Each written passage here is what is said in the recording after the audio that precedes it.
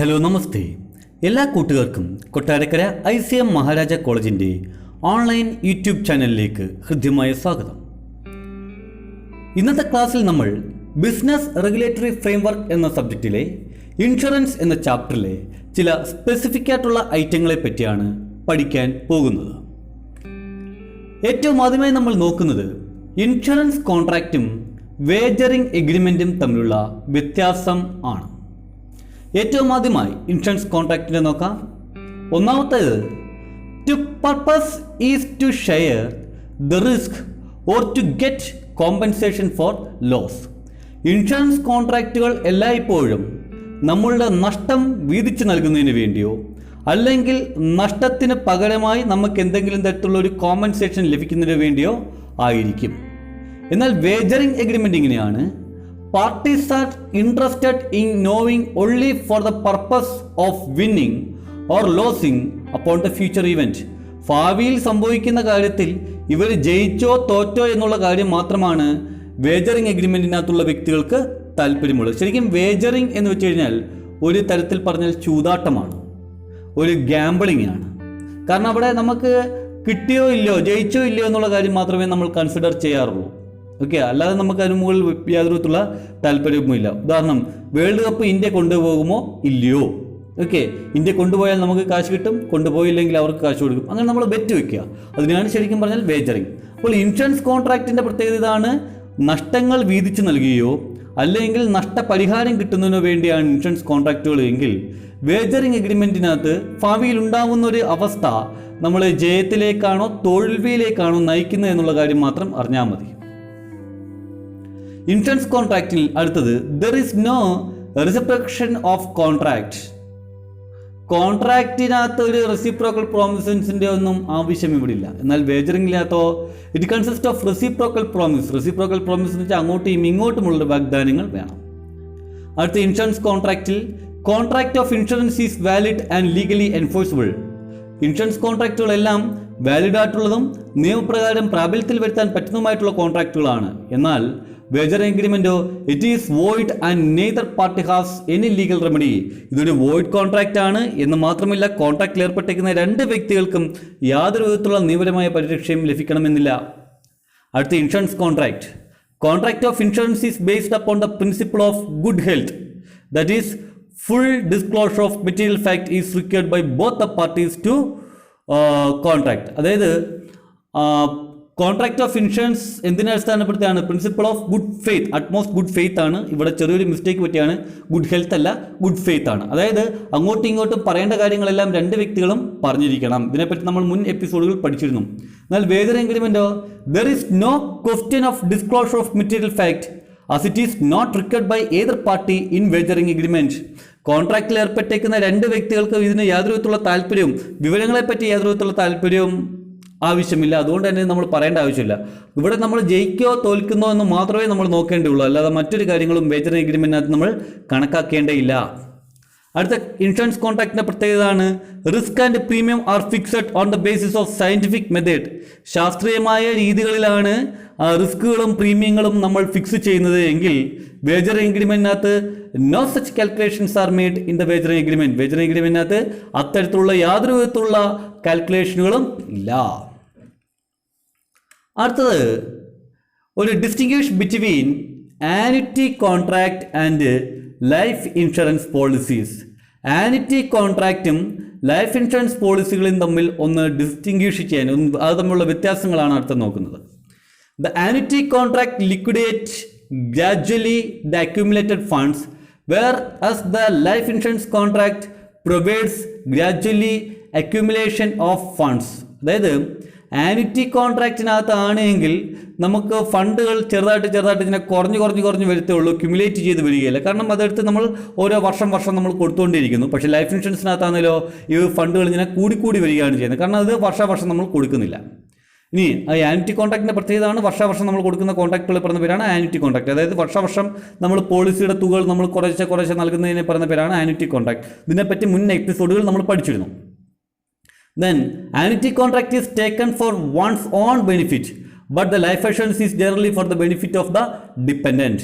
Annuity contract ഒരു വ്യക്തിയുടെ മാത്രം ബെനിഫിറ്റിന് വേണ്ടിയാണ് എങ്കിൽ ലൈഫ് അഷുറൻസ് സാധാരണഗതിയിൽ ആ വ്യക്തി ആശ്രയിച്ച് നിൽക്കുന്ന വ്യക്തികളുടെ ബെനിഫിറ്റിന് വേണ്ടിയായിരിക്കും. In annuity contract, generally the payment stop at the death, whereas in the life the payment is usually given at death. നോക്കാം, in annuity contract ആണെങ്കിൽ generally the payment stop at death, മരണത്തിൻ്റെ സമയത്ത് ഈ പേയ്മെൻറ്റുകൾ എന്താവും, സ്റ്റോപ്പ് ആവും. അതായത് insurance company policy ഹോൾഡർക്ക് കൊടുക്കുന്ന തുക എന്തായും, ഇല്ലാതെയാവും. Whereas in the life insurance the payment is usually given at the death. എന്നാൽ ലൈഫ് ഇൻഷുറൻസ് ആണല്ലോ ഈ പറയപ്പെടുന്ന വ്യക്തി മരിക്കുമ്പോൾ മാത്രമാണ് നമ്മൾ തുകകൾ സാധാരണഗതിയിൽ കൊടുക്കുക.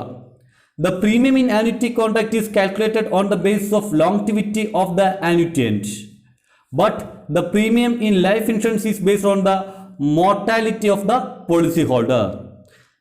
അതായത് ആനുറ്റിയിലെ നമ്മൾ ഇൻഷുറൻസ് പോളിസി ഹോൾഡർ അടയ്ക്കേണ്ടുന്ന തുക, അതായത് പ്രീമിയം കാൽക്കുലേറ്റ് ചെയ്യുന്ന അയാൾ എത്ര നാൾ ജീവിച്ചിരിക്കും എന്നുള്ളതിനെ ആശ്രയിച്ചിട്ടാണ് എങ്കിൽ ലൈഫ് ഇൻഷുറൻസിനകത്ത് അയാളുടെ ആരോഗ്യത്തെ ആശ്രയിച്ചിട്ടായിരിക്കും നമ്മൾ ഇൻഷുറൻസ് പ്രീമിയങ്ങൾ കണക്കാക്കുക. Annuity is protection against the living too long, whereas the life insurance contract is protection against the living too short.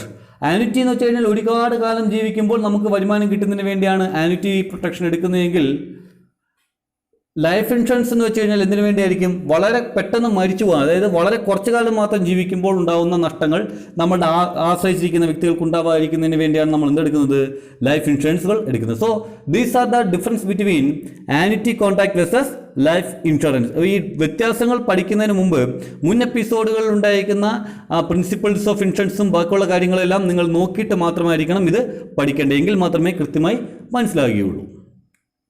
അടുത്തത് അസൈൻമെൻറ്റ് വേഴ്സസ് നോമിനേഷൻ. അസൈൻമെൻറ്റും നോമിനേഷനും തമ്മിലുണ്ടായിരിക്കുന്ന വ്യത്യാസം എന്തൊക്കെയാണ് എന്ന് നമുക്കൊന്ന് നോക്കാം. Okay, in assignment the right, title and interest in the policy passes to the assignee as his own right and for his own benefit, while the nominee gets the payment only on the death of the insured. Assignment എന്ന് വെച്ച് കഴിഞ്ഞാൽ എന്താണ്, എൻ്റെ കയ്യിലിരിക്കുന്ന ഒരു സാധനത്തിൻ്റെ അവകാശം ഞാൻ മറ്റൊരാൾക്ക് നൽകുകയാണ് എങ്കിൽ അതിനെ പറഞ്ഞ പേരാണ് അസൈൻമെൻറ്റ്. നോമിനേഷൻ എന്ന് വെച്ച് കഴിഞ്ഞാൽ എന്താണ്, ഞാൻ മരിക്കുവാണെങ്കിൽ എൻ്റെ പ്രോപ്പർട്ടി വേറെ ആൾക്ക് കിട്ടുന്നതിന് വേണ്ടി ഒരാളെ സജസ്റ്റ് ചെയ്യുകയാണെങ്കിൽ അതിനെ പറഞ്ഞ പേരാണ് എന്താ, നോമിനേഷൻ. അസൈൻമെൻറ്റിനകത്താണ് എങ്കിൽ എപ്പോഴാണോ ഈ ഇപ്പോൾ അവകാശങ്ങൾ, ടൈറ്റിലുകൾ, ഉടമസ്ഥാവകാശങ്ങൾ, താല്പര്യങ്ങൾ തുടങ്ങിയ സംഭവങ്ങളൊക്കെ നമ്മൾ എന്ത് ചെയ്യണം, മറ്റൊരു വ്യക്തിയിലേക്ക് നൽകുന്നത്, അപ്പോൾ മുതൽ അത് മറ്റേ വ്യക്തി, അതായത് ആരാണോ സ്വീകരിച്ചിരിക്കുന്ന ആ വ്യക്തിയുടെ കൈവശമായിരിക്കും. എന്നാൽ നോമിനിക്ക് കാശുകൾ വല്ലതും കിട്ടണമെങ്കിൽ ഈ പറയുന്ന ഇൻഷുറൻസ് ഹോൾഡർ മരിച്ചെങ്കിൽ മാത്രമേ കിട്ടുകയുള്ളൂ. അതിനൊരു ഉദാഹരണം പറയാം. ഇപ്പോൾ ഞാൻ എൻ്റെ പോളിസി, എനിക്കൊരു പോളിസി ഉണ്ട്, അത് ഞാൻ എൻ്റെ സുഹൃത്തായ ഉമേഷിന് നൽകി. അതിനെ പറഞ്ഞ പേരാണ് എന്താ, അസൈൻമെൻറ്റ്. എപ്പോഴാണോ ഞാൻ നൽകുന്നത് അന്ന് മുതൽ അയാൾക്കായിരിക്കും, ഉമേഷിനായിരിക്കും ഇതിന് മുകളിൽ ഉണ്ടായിരിക്കുന്ന എല്ലാ തരത്തിലുള്ള അവകാശങ്ങളും. എന്നാൽ നോമിനി എന്ന് വെച്ച് കഴിഞ്ഞാൽ ഞാൻ എന്ത് ചെയ്യാണ്, പോളിസിയൊക്കെ ഞാൻ എടുത്തു, എന്നിട്ട് ഞാൻ ഉമേഷിനെ നോമിനിയായിട്ട് വെച്ചു. അങ്ങനെയാണെങ്കിൽ ഞാൻ മരിക്കുകയാണ് എങ്കിൽ മാത്രമാണ് ഉമേഷിന് എന്ത് കിട്ടത്തുള്ളൂ, കാശ് കിട്ടത്തുള്ളൂ. അടുത്ത right of action. An assignee can sue the insurer in his own name for his claim, but the nominee does not have such a right. ഇനി അസൈനിക്കാണ് എങ്കിൽ ഈ പോളിസി ഹോൾഡർ ഇൻഷുറൻസ് കമ്പനിക്ക് എഗനിസ്റ്റ് ആയിട്ട് അയാളുടെ സ്വന്തം പേരിൽ, അസൈനിയുടെ സ്വന്തം പേരിൽ കേസുകൾ കൊടുക്കാം. കാരണം ഇപ്പോൾ ഞാൻ പറഞ്ഞ ഉദാഹരണത്തിലാണെന്നെങ്കിൽ ഉമേഷിൻ്റെ പേരിലാണ് ഈ പറയുന്ന എൻ്റെ പോളിസി കിടക്കുന്നത്. അപ്പോൾ ഉമേഷിന് LICയുടെ പേരിലോ അല്ലെങ്കിൽ ഏതാണോ ഇൻഷുറൻസ് കമ്പനി അയാൾക്കെതിരെയായിട്ട് എന്ത് ചെയ്യാം, കേസ് കൊടുക്കാം. പക്ഷേ നോമിനിക്ക് അത്തരത്തിലുള്ള അവകാശങ്ങളൊന്നും ഇല്ല. Procedure. Assignment can be made either by endorsement on the policy or by a separate instrument. Policy endorsement എന്ന് വെച്ചാൽ കൈമാറ്റം, പോളിസി കൈമാറ്റം ചെയ്യുന്നതിൽ കൂടിയോ അല്ലെങ്കിൽ മറ്റേതെങ്കിലും സെപ്പറേറ്റ് ആയിട്ടുള്ള ഇൻസ്ട്രുമെൻറ്റിൽ കൂടിയായിരിക്കും അസൈൻമെൻറ്റ് എന്ന് പറയുന്ന പരിപാടി ഒരാളുടെ കയ്യിൽ നിന്ന് മറ്റൊരാളുടെ കയ്യിലേക്ക് നൽകുക. But the nomination is made by mentioning the name of nominee in the policy or endorsement there on. പോളിസിക്കകത്തോ അല്ലെങ്കിൽ എൻഡോഴ്സ്മെൻറ്റ് ഫോമിനകത്തോ ആരാണ് നോമിനി എന്നൊരു പേര് എഴുതി വെച്ചിരുന്നാൽ മാത്രം മതി നോമിനേഷൻ വാലിഡ് ആവാൻ. അടുത്തത് object. The object of assignment is to transfer the right under the policy to assignee, while nomination is made to appoint a beneficiary under the policy in case of the death of അഷേർഡ്. അതായത് ഈ അസൈൻമെൻറ്റിൻ്റെ ലക്ഷ്യം എന്താണ് എന്ന് വെച്ച് കഴിഞ്ഞാൽ എൻ്റെ അവകാശങ്ങളെല്ലാം ഞാൻ മറ്റൊരു വ്യക്തിയിലേക്ക് കൈമാറ്റം ചെയ്യുന്നത് എന്നുള്ളതാണ് അസൈൻമെൻറ്റിനകത്തുള്ള ലക്ഷ്യം. എന്നാൽ നോമിനേഷനകത്താണെങ്കിലോ എൻ്റെ മരണത്തിന് ശേഷം ഈ കാശുകൾ ആർക്ക് കിട്ടണം, അതിൻ്റെ ബെനിഫിഷ്യറി ആരാണ് എന്ന് ബെനിഫിഷ്യറി അപ്പോയിൻമെൻറ്റ് ചെയ്യുന്നതിനെ പറഞ്ഞ പേരാണ് നോമിനേഷൻ. അടുത്ത consideration is desirable for assignment. അസൈൻമെൻറ്റിലാണെങ്കിൽ കൺസിഡറേഷൻ കിട്ടണം. കൺസിഡറേഷൻ എന്ന് വെച്ചാൽ എന്താണ്, നമുക്ക് എന്തെങ്കിലും ബെനിഫിറ്റ് കിട്ടണം, അങ്ങോട്ടും ഇങ്ങോട്ടും എന്തെങ്കിലും ബെനിഫിറ്റുകൾ കിട്ടണം. പക്ഷേ നോമിനേഷനകത്താണെങ്കിൽ ഈ കൺസിഡറേഷൻ്റെ ആവശ്യം ഇല്ല. അടുത്ത transfer of property. In assignment the property in the policy passes to the assignee. അസൈൻമെൻറ്റിനകത്താണെങ്കിൽ ഈ പോളിസി വെച്ചേക്കുന്ന പ്രോപ്പർട്ടി, ഓക്കെ, അതായത് എന്തിനു വേണ്ടിയാണോ നമ്മൾ ഇൻഷുറൻസ് എടുത്തേക്കുന്നത് അതിൻ്റെ അവകാശം ആരിലേക്ക് മാറും, അസൈനിയിലേക്ക് മാറും. എന്നാൽ നോമിനേഷനകത്താണെങ്കിലോ whereas nomination property in the policy remain the disposal of the assured. ഇത് ആ പ്രിൻസിപ്പൾ ആയിട്ടുള്ള വ്യക്തി അല്ലെങ്കിൽ പോളിസി എടുത്തേക്കുന്നതിൻ്റെ പേരിൽ തന്നെയായിരിക്കും ഈ പ്രോപ്പർട്ടി പിന്നീടും ഉണ്ടാവുക. അപ്പം അസൈൻമെൻറ്റിനകത്താണെങ്കിൽ ഇൻഷുറൻസ് എടുത്തേക്കുന്ന പ്രോപ്പർട്ടി ആരിലേക്ക് മാറും, മറ്റൊരു വ്യക്തിയിലേക്ക് മാറും, അതിൻ്റെ ഉടമസ്ഥാവകാശം മറ്റൊരു വ്യക്തിയിലേക്ക് മാറുമെങ്കിൽ നോമിനേഷനകത്ത് അങ്ങനെ മാറുകയില്ല. അടുത്ത revocation. The assignment is irrevocable. Revocation എന്ന് വെച്ചാൽ ക്യാൻസലേഷൻ എന്നാണ് അർത്ഥം. അസൈൻമെൻറ്റുകൾ നമുക്ക് എന്ത് ചെയ്യാൻ പറ്റത്തില്ല, ക്യാൻസൽ ചെയ്യാൻ പറ്റില്ല. വൺസ് അസൈൻ ചെയ്ത് കൊടുക്കുകയാണെങ്കിൽ പിന്നീട് അത് നമുക്ക് ക്യാൻസൽ ചെയ്യാൻ പറ്റത്തില്ല. While nomination can be revoked at any time before the maturity of the policy by giving notice in writing to the insurer. Insurance കമ്പനിക്ക് ഒരു നോട്ടീസ് നൽകിക്കൊണ്ട് ഈ പോളിസിയുടെ മെച്യൂരിറ്റിക്ക് മുമ്പ് ഏത് സമയം വേണേലും നമുക്ക് നോമിനിയെ മാറ്റാം. അടുത്തത് payment of policy. In case of assignment payment is made to the assignee. അസൈൻമെൻറ്റിനകത്താണെങ്കിൽ കാശ് ആർക്കായിരിക്കും കിട്ടുക, അസൈനിക്കായിരിക്കും കിട്ടുക. While the nominee get the payment only in case of death of assured. ഇനി നോമിനേഷൻ കേസിലാണെങ്കിലോ പോളിസി എടുത്ത വ്യക്തി മരിച്ചെങ്കിൽ മാത്രമേ നോമിനിക്ക് കാശുകൾ കിട്ടത്തുള്ളൂ. അടുത്ത effectiveness. Nomination become ineffective if the insured alive on the date of maturity of the policy. പോളിസിയുടെ സമയത്ത് ഈ പറയപ്പെടുന്ന ഇൻഷുർഡ് ജീവിച്ചിരിക്കുകയാണെങ്കിൽ നോമിനേഷന് യാതൊരു വിധത്തിലുള്ള വാല്യൂമില്ല. While there is no such effect on assignee. അസൈനിക്ക് അങ്ങനെയൊന്നുമല്ല, കാരണം ഓൾറെഡി നമ്മളുടെ അവകാശങ്ങളെല്ലാം നമ്മൾ മറ്റൊരു വ്യക്തിയിലേക്ക് എന്ത് ചെയ്തു, ട്രാൻസ്ഫർ ചെയ്തിട്ടുണ്ട്.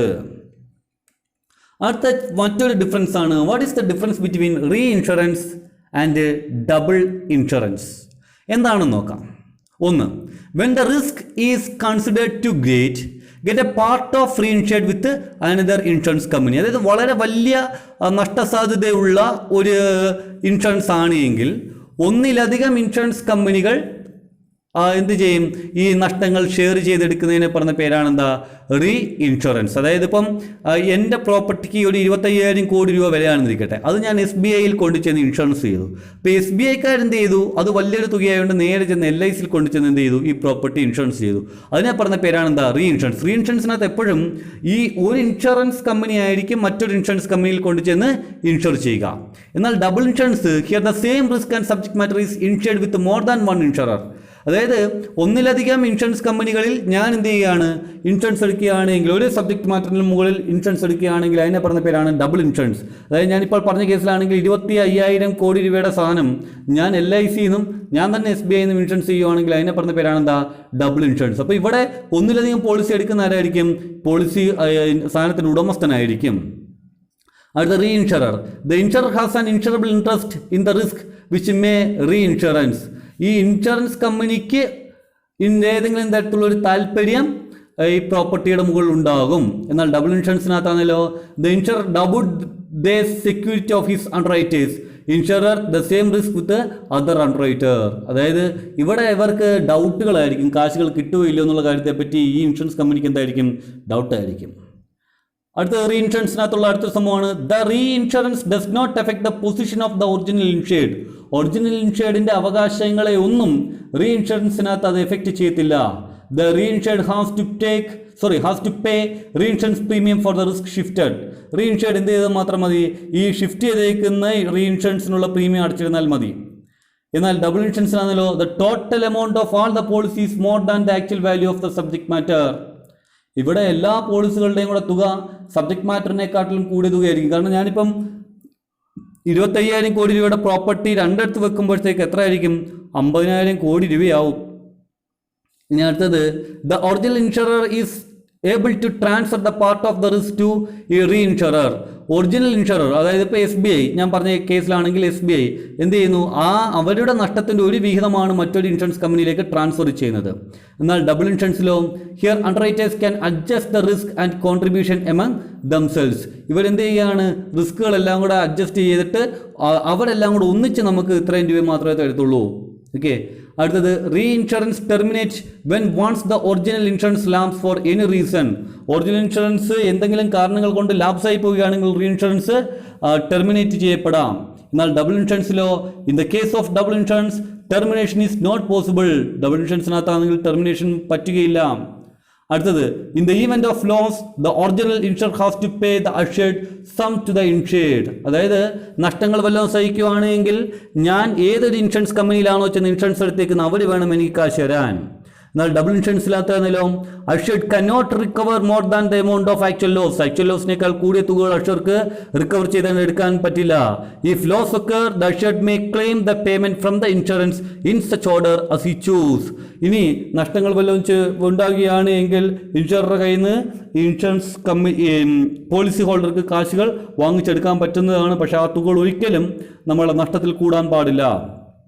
അത് റീ ഇൻഷുറൻസിനകത്ത് original insurer will recover from the reinsurer in his share of liability. Okay. അതായത് ഒറിജിനൽ ഇൻഷുറർക്ക് റീ ഇൻഷുററുടെ കയ്യിൽ നിന്നും അയാളുടെ ലയബിലിറ്റിയുടെ ഒരു പോർഷൻ തിരിച്ചു കിട്ടും. ഓക്കെ. ഡബിൾ ഇൻഷുറിലോ the assured can recover the full value on the policy till his loss is made up. അതായത് ഇവിടെ പോളിസി ഹോൾഡർക്ക് എത്രത്തോളം രൂപയുടെ നഷ്ടം ഉണ്ടായിട്ടുണ്ടോ അത്രത്തോളം രൂപയുടെ നഷ്ടങ്ങൾ വാങ്ങിച്ചെടുക്കാൻ കൊണ്ട് സാധിക്കും. സോ റീ ഇൻഷുറൻസും ഡബിൾ ഇൻഷുറൻസും തമ്മിലുണ്ടായിരിക്കുന്ന വ്യത്യാസം ഇതാണ്.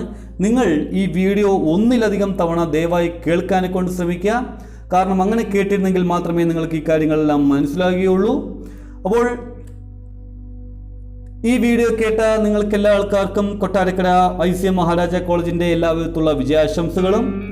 നിങ്ങളുടെ വിലയേറിയ അഭിപ്രായങ്ങളും നിർദ്ദേശങ്ങളും തെറ്റുകുറ്റങ്ങളുണ്ടെങ്കിൽ അവയും സംശയങ്ങളും ദയവായി കമൻറ്റ് ബോക്സിൽ കമൻറ്റ് ചെയ്യുക. നിങ്ങൾ ഇതുവരെ ഈ ചാനൽ സബ്സ്ക്രൈബ് ചെയ്തിട്ടില്ലെങ്കിൽ ദയവായി സബ്സ്ക്രൈബ് ചെയ്യുക. കൃത്യമായി ക്ലാസ്സുകൾ ലഭിക്കുന്നതിന് വേണ്ടി ആ നോട്ടിഫിക്കേഷൻ ബട്ടൺ എനേബിൾ ചെയ്യുക. താങ്ക്